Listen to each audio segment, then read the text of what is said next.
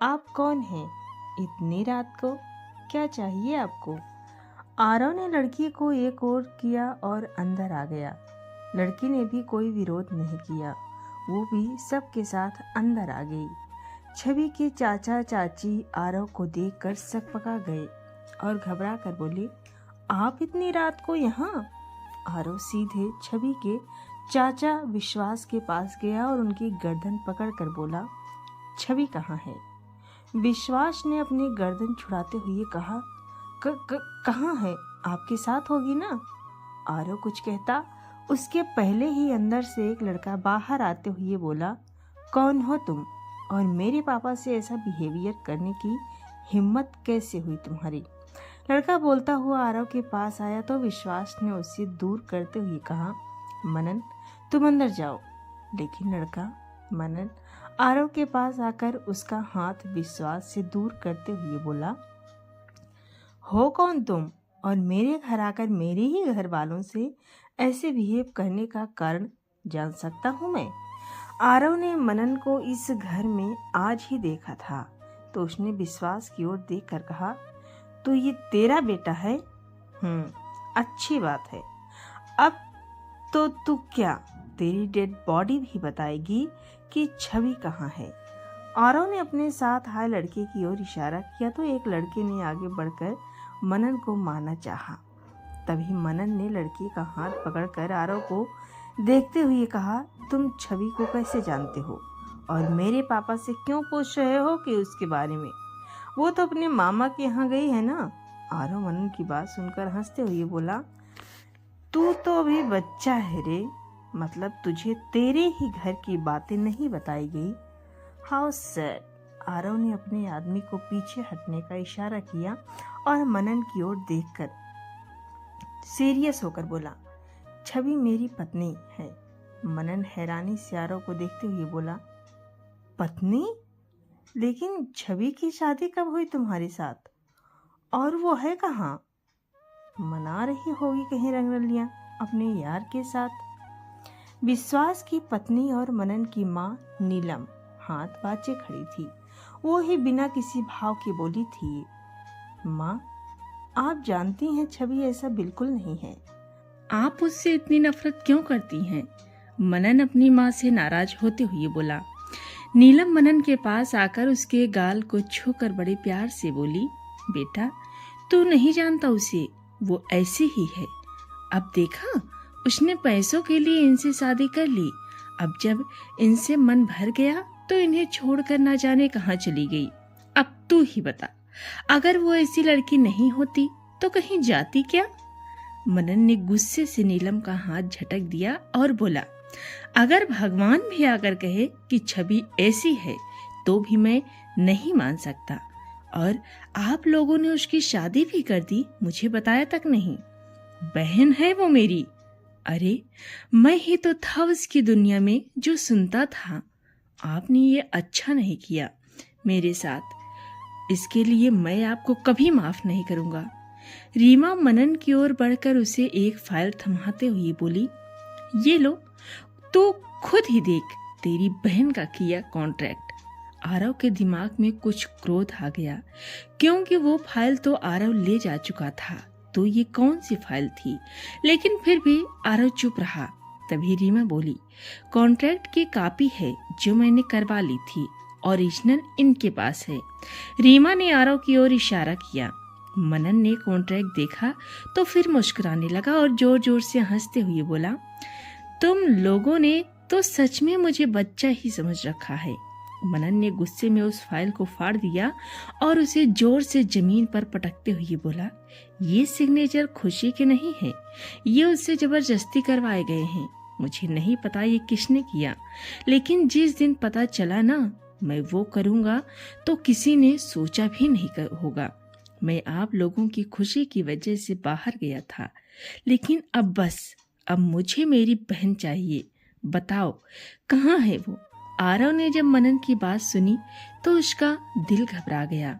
छवि की चुप्पी पर उसे यकीन होने लगा था और उसका मासूम चेहरा उसके सामने आने लगा। तभी नीलम बोली, मनन तू उस लड़के के लिए अपने माँ बाप के साथ लड़ रहा है, भूल मत, वो सौतेली बहन है तेरी। जानता हूँ माँ, लेकिन वो कभी मुझे सौतेली लगी ही नहीं, बल्कि सौतेले जैसा व्यवहार तो आप लोगों ने किया है मेरे साथ। मनन ने उदास होकर कहा। वो अच्छी लड़की नहीं है मनन, यकीन कर मुझ पर। नीलम अपने बेटे को अपनी ओर करते हुए बोली। बस करिए मेम साहब, और कितना गिरेंगे आप सब लोग। आपको जितना बुरा छवि दीदी के साथ करना था आपने कर लिया। अब तो वो पराई हो चुकी है, अब तो उसके बारे में इतना गलत बोलना बंद कर दीजिए। लड़की जिसने कुछ देर पहले दरवाजा खोला था, उसने नीलम की आंखों में आंखें डालकर कहा। नीलम गुस्से से लड़की रोशनी को देखकर बोली, तू चुप कर, काम वाली है, काम वाली बन कर रहे। हमारे घर के मामले में टांग मत अड़ा।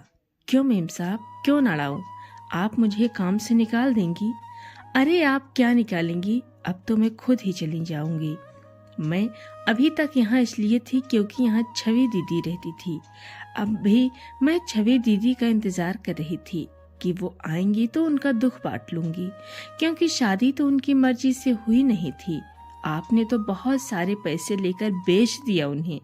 और ये, रोशनी ने आरव की ओर इशारा करते हुए कहा, ये उनके खरीदार साहब। जब आप उन्हें खरीद ही लिया था तो उसे यहाँ ढूंढने क्यों आए हैं?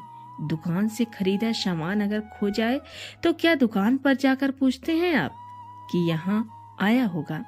छवि दीदी के लिए ये घर एक दुकान की तरह ही है। वो मर जाएगी लेकिन वो यहाँ कभी नहीं आएगी। रोशनी की घृणित नजर आरव को बर्दाश्त नहीं हुई। वो यूं कुछ बोल भी नहीं पाया। नीलम ने आगे बढ़कर रोशनी को मारना चाहा, लेकिन मनन ने बीच में आकर उनका हाथ झटक दिया और उस पर फटकते हुए बोला, माँ, आप लोगों ने तो सारी हदें पार कर दी। रोशनी जोर जोर से हंसने लगी। वो पागलों की तरह हंसते हुए बोली, हदें? हदें तो इन्होंने बहुत पहले पार कर दी थी। अब तो बस अपने पाप के घड़े को भरने के लिए कर्म कर रहे हैं ये लोग। रोशनी ने नीलम की ओर देखकर कहा, मेम साहब, आप मुझे एक बात बताइए, छवि दीदी ने आपका क्या बिगाड़ा था जो आपने उनके साथ ऐसा किया? अरे ऐसा तो कोई अपने दुश्मन के साथ भी नहीं करता। आपकी भी तो एक बेटी है ना, उसके साथ कोई ऐसा करे तो आपको कैसा लगे? छवि दीदी के तो माँ नहीं है, लेकिन तुम तो एक माँ हो ना? नहीं, तुम माँ नहीं हो सकती, माँ नहीं हो सकती तुम। रोशनी ने कहकर जोर जोर से रोने लगी और रोते हुए वहीं बैठ गई। आरव ने ये सब देखा तो वो अंदर ही अंदर घुटन महसूस करने लगा। उसे रोशनी के शब्द अंदर ही अंदर छलनी कर रहे थे। वो किसी लड़की के साथ ऐसा तो कभी नहीं करना चाहता था जो उसने कर दिया था। छवि एक बहुत ही अकेली, कमजोर, बेसहारा लड़की थी। उसकी जबरदस्ती शादी कर दी गई थी, जिसे हर वक्त टॉर्चर किया गया था, और आरव भी उसमें शामिल हो गया था। उसने ऐसा तो कभी सोचा नहीं था।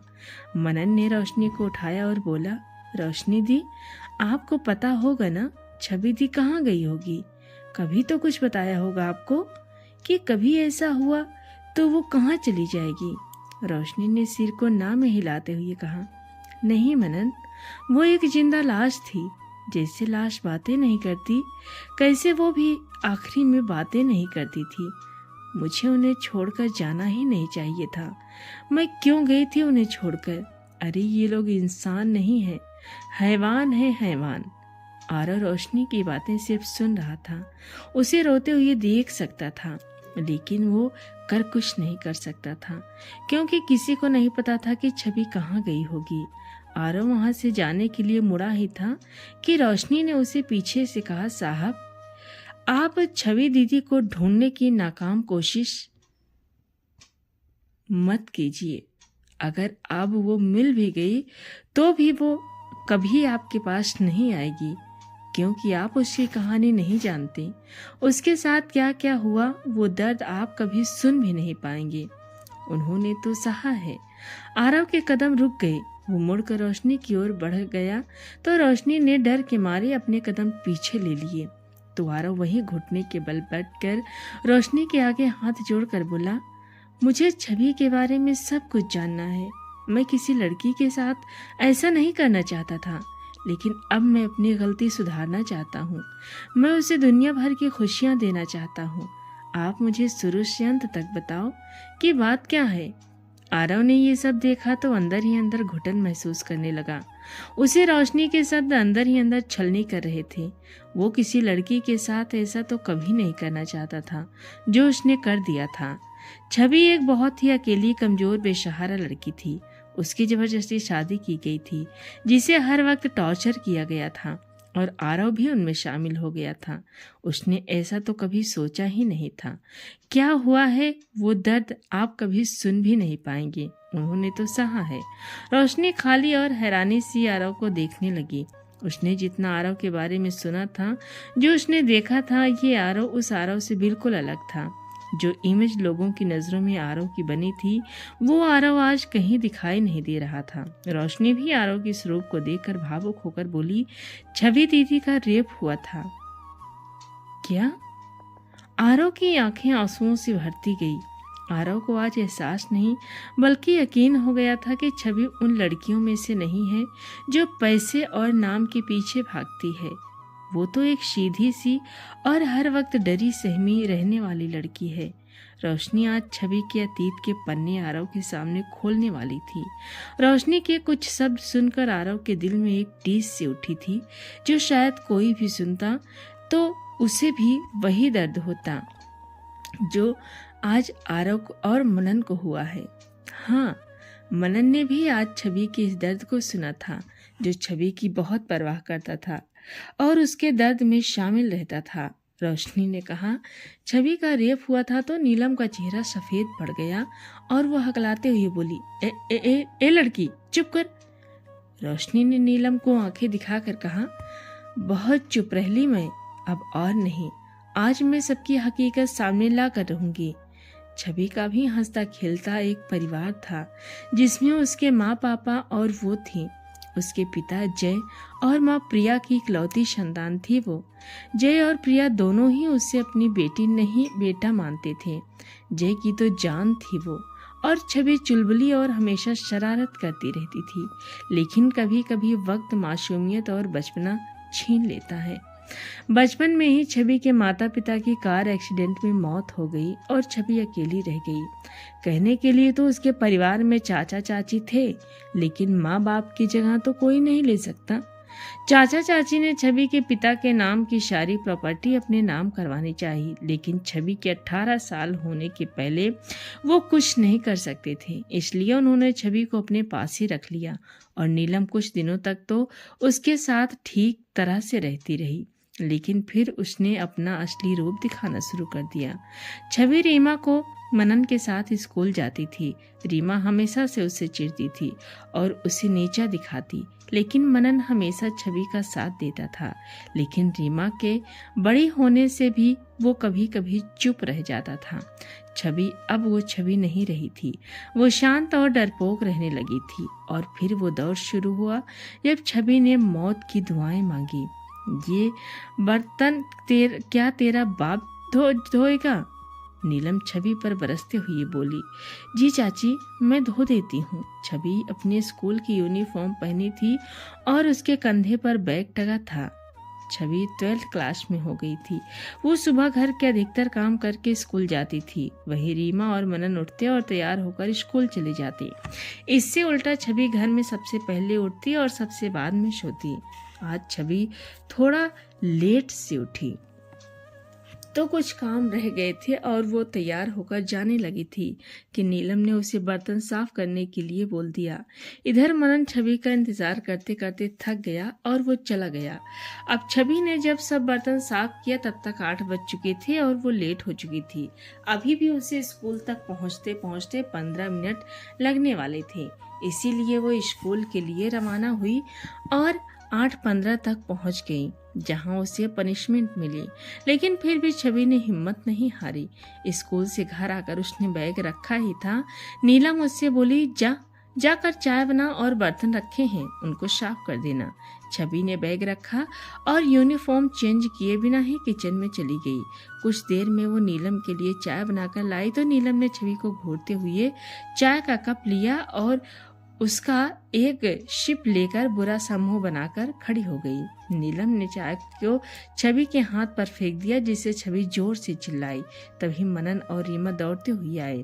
मनन ने छवि का हाथ देखा तो वो लाल हो चुका था, जिससे मनन ने नीलम को की ओर देखते हुए कहा, मामा ये क्या किया आपने? आप ऐसा क्यों करती हैं? वो सारे काम करती तो है, आप उसे परेशान करती रहती हैं। नीलम ने कप को टेबल पर जोर से पटक कर कहा, मुझे चाय में चीनी बहुत कम चाहिए होती है और ये हमेशा ज्यादा डालकर लाती है। छवि अपने हाथ को पकड़कर रोए जा रही थी, क्योंकि उसका हाथ जल रहा था। तभी नीलम ने रोती हुई छवि के गाल पर एक थप्पड़ भी रख दिया और बोली, रो के किसको दिखा रही है? तेरे रोने से यहाँ किसी को फर्क नहीं पड़ता है, समझी? जा जा जाकर काम कर। मनन ने नीलम को गुस्से में देखकर कहा, मुझे फर्क पड़ता है? मुझे फर्क पड़ता है माँ, और आज से अगर आपने छवि के साथ कुछ भी ऐसा किया तो मैं वो करूँगा जो आप सोच भी नहीं सकती। मनन छवि को वहां से लेकर जाने लगा तो नीलम ने कहा, मनन तू इस लड़की के लिए अपनी माँ से बहस कर रहा है? तू तो अभी से जवाब देने लगा है, आगे चलकर पता नहीं क्या करेगा। मनन कुछ नहीं बोला। वो छवि को उसके कमरे में ले गया और उसके हाथ पर दवा लगाते हुए बोला, सॉरी छवि, मैं तेरी हेल्प नहीं कर पाया, मुझे माफ कर देना। छवि कुछ नहीं बोली, वो बस मुस्कुरा दी। लेकिन उसे नहीं पता था कि मनन की ये परवाह उसके लिए बहुत बुरी साबित होने वाली थी। होता है, मनन की परवाह ने छवि को, उसके इकलौते साथी को, उससे दूर कर दिया था। ये सब देखते हुए विश्वास और नीलम ने मनन को पढ़ने के लिए शहर से दूर भेज दिया, ताकि वो छवि के करीब ना रह सके और ना ही उसके रास्ते में आ सके। मनन चला गया, अब छवि अकेली रह गई। विश्वास, नीलम और रीमा तीनों एक जैसे थे। रीमा अपने माँ के सिखाए रास्ते पर चल रही थी। वो भी छवि को सिर्फ एक नौकर ही समझती थी, उससे अपने सारे काम करवाती थी, यहाँ तक कि अपने स्कूल एक का काम भी छवि से ही करवाती। छवि अब 12th के एग्जाम दे चुकी थी और वो पास भी हो चुकी थी। छवि पढ़ने में अच्छी थी, लेकिन वक्त न मिल पाने से वो ज़्यादा नंबर नहीं ला सकी। स्कूल से आकर वो घर के कामों में लग जाती और रात 10 बजे के बाद पहले रीमा का काम करती, उसके बाद खुद का। सुबह फिर से काम करना पड़ता, इसी वजह से वो पिछड़ गई। मनन की परवाह ने खुशी को, छवि को, उसके इकलौते साथी, सब उससे दूर कर दिया था। हाँ, पर फिर भी छवि ने कभी हार नहीं माना, क्योंकि उसके पिता की एक डायरी जो हर वक्त अपने पास रखती थी, जिसमें वो जिंदगी की बहुत सी बातें पढ़ती थी जो जय ने अपने बच्ची के लिए लिखी थी। छवि अपने पिता की आखिरी निशानी लेकर ही संघर्ष कर रही थी। जय की डायरी की चंद बातें जो उसके जहन में चलती थीं, जिंदगी बहुत अनमोल है, यूं मानो छवि, संघर्ष ही जिंदगी है। बेटा, कभी संघर्ष से घबराना मत। यही वजह थी कि वो कभी हताश नहीं हुई। जब भी हताश होती, अपने पापा की डायरी को लेकर बैठ जाती और हर अगले पन्ने पर उसके उत्साह मिलता।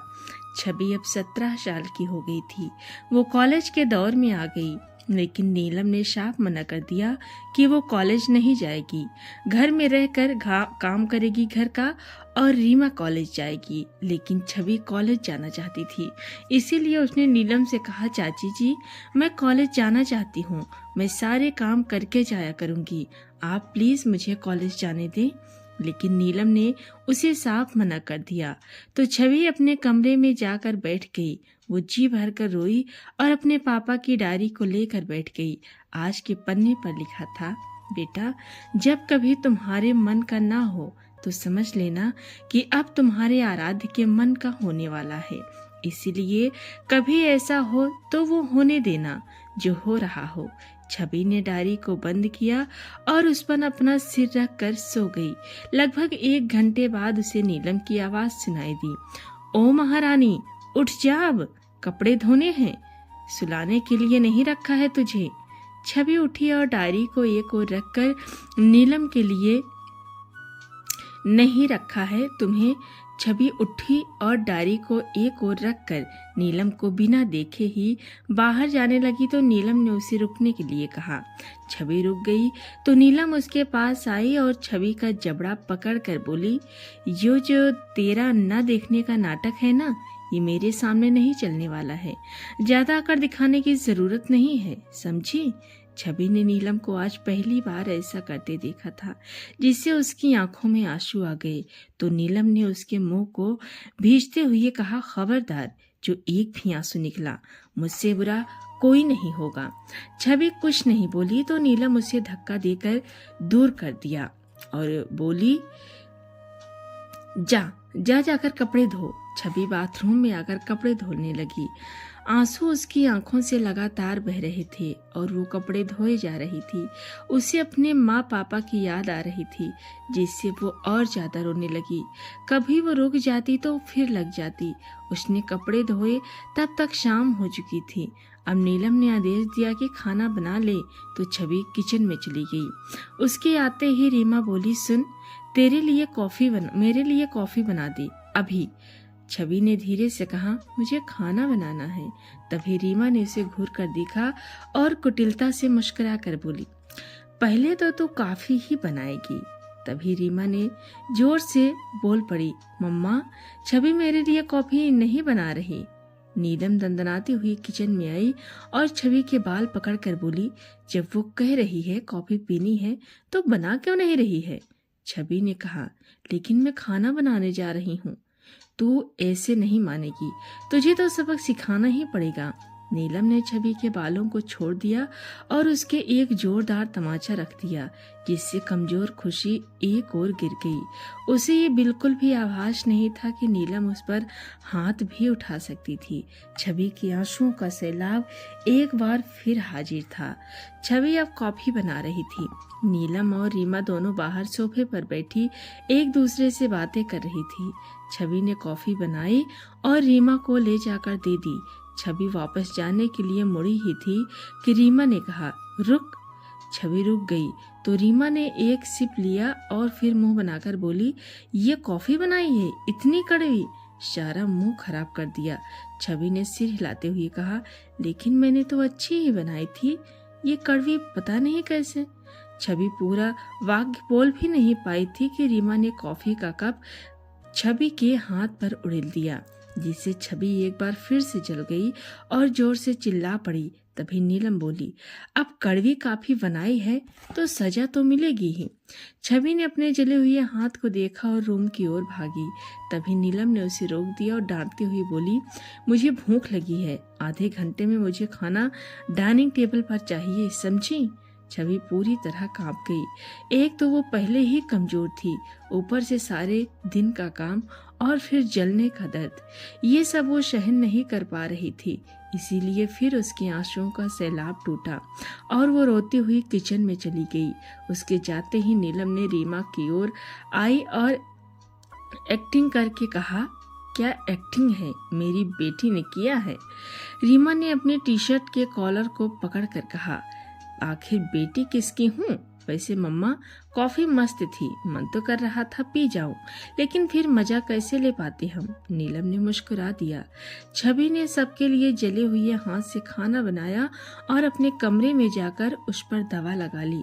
भूख तो उसकी मर ही चुकी थी, इसीलिए उसने रूम को अंदर से बंद कर लिया ताकि कोई आ ही न सके, और बैठ गई अपनी सहारा डायरी को लेकर, जिसमें लिखा था, जानता हूँ मेरी जान, बहुत मुसीबत में हो तुम। यकीन मानो, अगर मेरा आना मुकम्मल होता आज मैं तेरे साथ खड़ा होता, लेकिन तो हिम्मत ना हारना, लड़ना, तू सबसे लड़ना। एक दिन आएगा जब कोई तेरे लिए लड़ेगा, बस तू हिम्मत ना हारना मेरी जान। छवि ने डायरी को सीने से लगाया और रोते हुए बोली, पापा, आपको पता था क्या कि मेरे साथ ये सब होगा? अगर पता था तो मुझे ऐसे छोड़कर क्यों चले जाते आप? क्यों अकेला कर दिया ना आपने? छवि बैठे बैठे वहीं सो गई। उसकी नींद कब टूटी जब किसी ने दरवाजा जोर जोर से खटखटाया। छवि ने देखा टाइम तो सुबह के 9 बज चुके थे। वो उठी और दरवाजा खोला तो सामने नीलम उसे गुस्से से घूरती हुई दिखाई दी।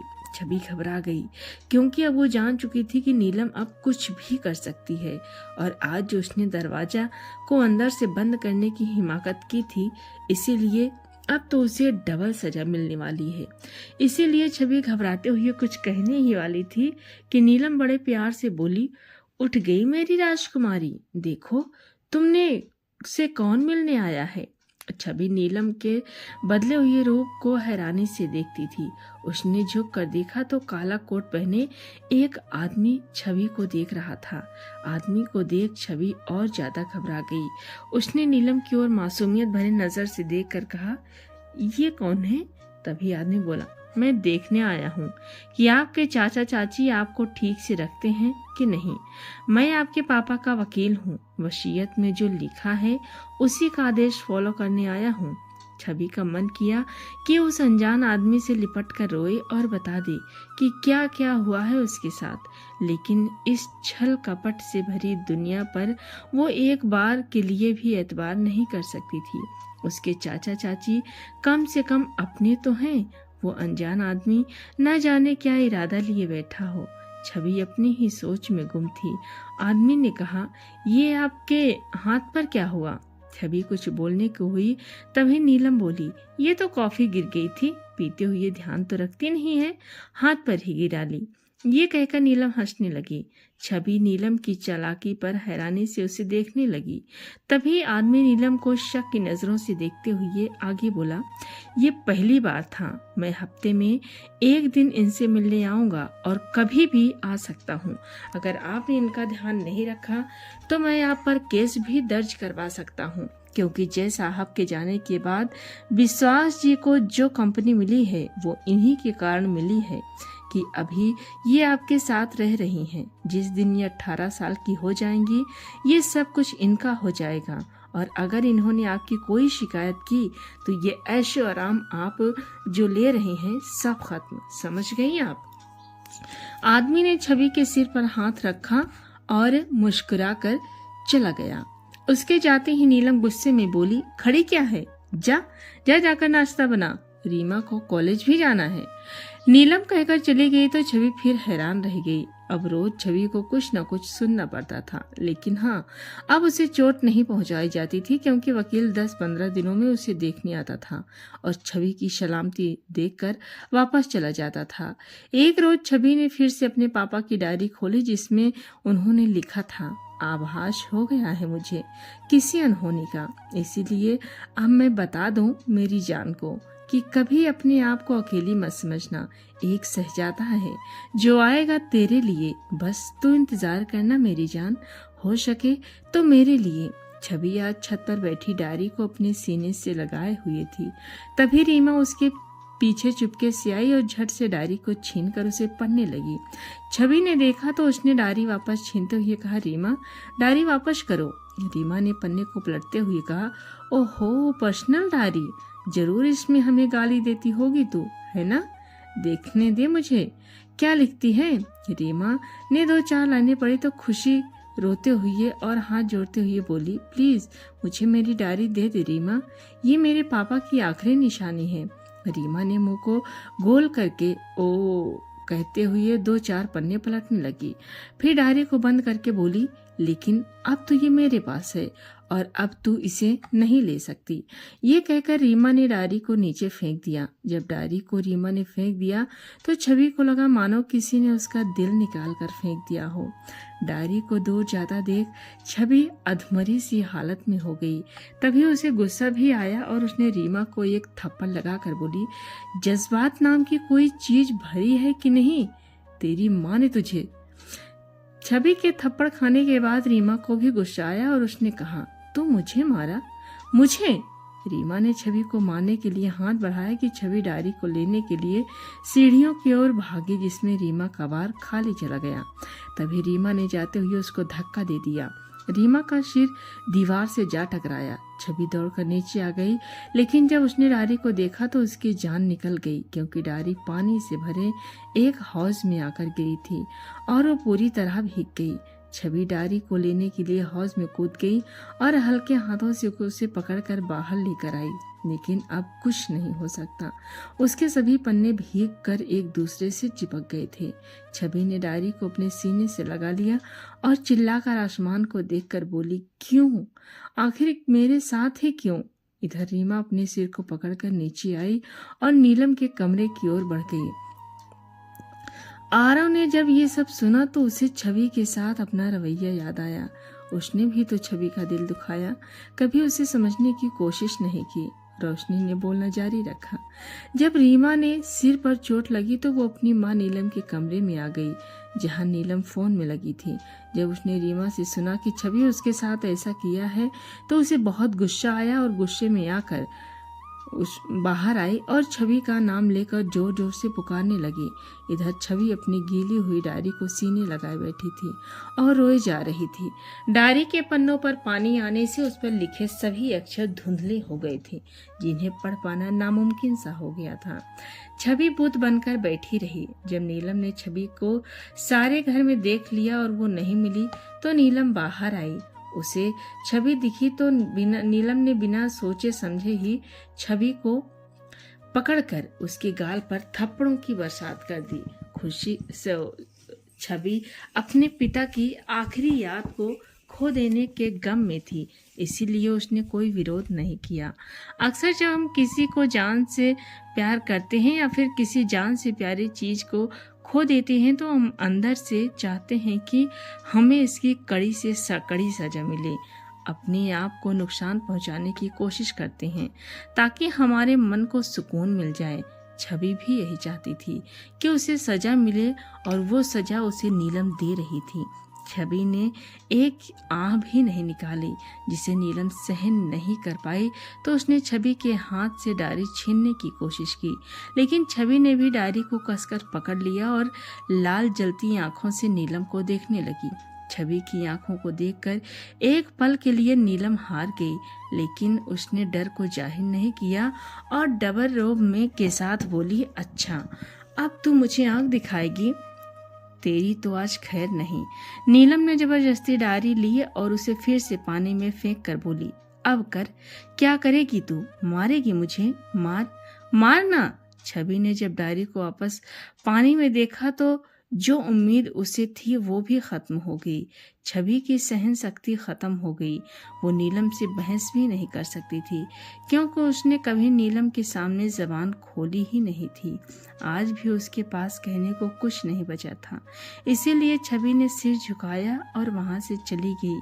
नीलम ने छवि को जाते हुए देखा और टेढ़ी मेढ़ी मुस्कुरा कर खुद से बोली, मुझे आंख दिखाती है, अब देख मैं क्या करती हूँ तेरे साथ। छवि अपने कमरे में आकर बेड पर औंधे मुंह गिर गई। तब तक रोती रही जब तक उसके अंदर की आत्मा मर नहीं गई। आज वो अधमरी हो चुकी थी, क्योंकि आज तक तो वो अपने पिता की आखिरी निशानी को ही अपने पिता के साथ रहने को महसूस कर रही थी, लेकिन आज वो भी उससे दूर हो गई। छवि बीमार हो गई, जिसकी परवाह किसी को नहीं थी, लेकिन उसी वक्त मनन आ गया और उसने उसे संभाल लिया था। घर पर एक काम वाली रख ली जिसका नाम रोशनी था। साथ ही मनन ने हिदायत दी कि अब अगर छवि को किसी ने कुछ कहा तो वापस आ जाएगा, इसीलिए नीलम मनन के आगे कुछ नहीं बोल पाई। मनन चला गया। वक्त बीता और वक्त के साथ छवि बिल्कुल खामोश हो गई। छवि अब किसी से भी कोई बात नहीं करती। मनन भी आता तो भी छवि उससे कोई बातचीत नहीं करती। वो घर का कुछ काम करती और अपने कमरे में आकर बैठ जाती। मनन छवि के पिता की कंपनी को संभाल नहीं पाया। उसने जिन लोगों के साथ काम किया था उन लोगों ने ही उसे धोखा दे दिया और कंपनी को अपने नाम करवा लिया। अब छवि के नाम पर कुछ पैसे और एक घर था जो नीलम ने जबरदस्ती छवि से साइन करवा कर उन्हें अपने नाम करा लिया। जो वकील छवि के लिए आता था अब वो भी बदल चुका था। वो भी अब विश्वास की ओर मिल चुका था। कुछ वक्त और बीता, फिर नीलम ने अपनी सारी हदें पार कर दी। उसने छवि को बेचने के लिए विश्वास से बात की, लेकिन विश्वास को ये मंजूर नहीं था। छवि उसके भाई की बेटी थी, वो उसके साथ ऐसा कुछ नहीं करना चाहता था, लेकिन नीलम आज भी छवि से बदला लेने को आतुर थी। इसीलिए एक दिन जब विश्वास घर पर नहीं था तो उसने किसी को फोन करके बुलाया। छवि अपने कमरे में चेयर पर खिड़की के पास बैठी बाहर देख रही थी। तभी किसी ने दरवाजा खटखटाया। इस वक्त रोशनी छवि के पास आया करती थी, इसीलिए छवि ने दरवाज़ा खोला तो सामने नीलम को देखकर उसे थोड़ी हैरानी हुई। तभी नीलम के पीछे से एक आदमी छवि के सामने आया तो छवि ने नीलम को सवालिया नज़रों से देखा, जिस पर नीलम ने कोई ध्यान नहीं दिया। आदमी ने छवि को देखकर कहा, है तो खूबसूरत, लेकिन ये कमज़ोर ज़्यादा है और कमज़ोर लड़कियों को पसंद कम किया जाता है। नीलम ने आदमी की ओर मुड़कर कहा, तो कम पैसे दे देना, लेकिन अभी इसको यहाँ से लेकर जा, मैं और बर्दाश्त नहीं कर सकती इसे। छवि ने जब ये सुना तो उसने झट से दरवाज़ा बंद कर दिया और अंदर से बंद करके दरवाज़ा से सटाकर बैठ गई। उसका मन नहीं किया कि अभी वो पंखे से लटक जाए। यही सोचकर वो आगे बढ़ गई और एक दुपट्टा लेकर उसे पंखे से बांधने लगी, लेकिन तभी उसके हाथ रुक गए। छवि ने दुपट्टे को एक ओर फेंक दिया और जोर जोर से रोने लगी।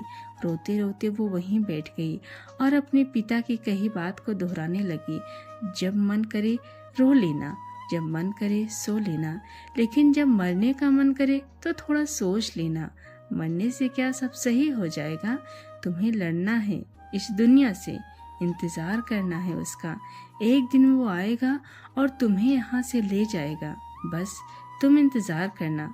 छवि ने खुद से कहा, मैं कब तक इंतज़ार करूं और किसका इंतज़ार करूं? कोई नहीं आएगा मेरे लिए। आज छवि रुक गई, लेकिन कल का दिन फिर उसे मर मर कर गुजारना था। रोशनी आई और उसने दरवाज़ा खटखटाया तो छवि डर से कांपने लगी।